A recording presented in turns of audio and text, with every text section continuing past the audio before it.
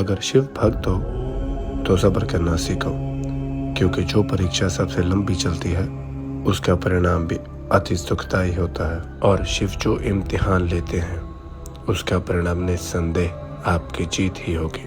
19वां अध्याय। ब्रह्मा जी पर शिव जी का कोप। ब्रह्मा जी बोले, कन्यादान के पश्चात दक्ष ने शिव के लिए बहुत सा दहेज दिया, ब्राह्मणों को बहुत सा धन दिया।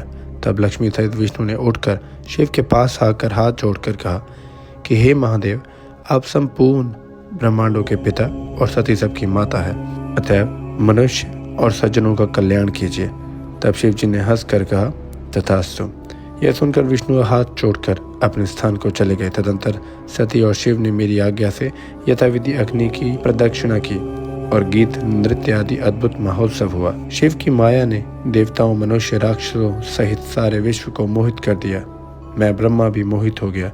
विवाह करते समय दक्ष की पुत्री पतिव्रता सती को देखकर मैं कामाविष्ट हो गया और उसका मुख देखने की इच्छा करने लगा, परंतु पतिव्रता सती ने लज्जा से अपना मुख ऐसा ढक रखा था कि मैं देख नहीं सकता था। तब मुझ कामार्थ ने उसका मुख देखने का उपाय विचारा और अग्निकुंड में बहुत सा गीला ईंधन डालकर थोड़ी सी घी की आहुति दे दी, जिससे गीले ईंधन धुआं उत्पन्न होने लगा और अंधेरा हो गया। फिर सती के मुख से वस्त्र हटाकर मैंने उसका मुख देख लिया।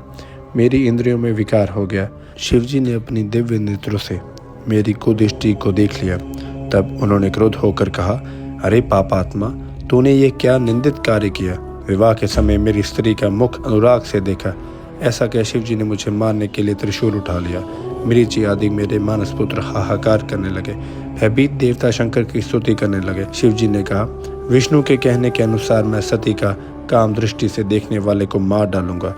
ब्रह्मा ने आशा भरे नेत्रों से सती को क्यों देखा, अतएव मैं इस अपराधी का वध करूंगा। शिव ऐसा कहते ही सारे देवता कांप उठे। इसी क्षण विष्णु जी ने आकर क्रोध शिव जी की बड़ी स्तुति की। दृढ़ व्रती शंकर ने कहा, हे विष्णु, तुम मुझ प्राण से भी प्रिय हो, मुझे हटाओ नहीं, इस दुष्ट को मारने दो। यह ब्रह्मा बड़ा दुष्ट है, मैं इसे मार कर दूसरा ब्रह्मा बना लूंगा। इस पर विष्णु जी मुस्कुराते हुए कहा, हे ईश, हम तीनों देवता आपके ही स्वरूप हैं। ना तो ब्रह्मा आपसे भिन्न है और ना मैं, तथा आप ही मुझसे भिन्न नहीं है। हे सर्वज्ञ, आप सब कुछ जानते हैं। आप शिव ही अनंत और स्वरूप है, जिसमें नित्य, दीर्घ आदि का कुछ विशेषण नहीं है। विष्णु के इस प्रकार बहुत से कहने पर शिव जी ने मुझे नहीं मारा और वे महादेव फिर प्रसन्न हो गए।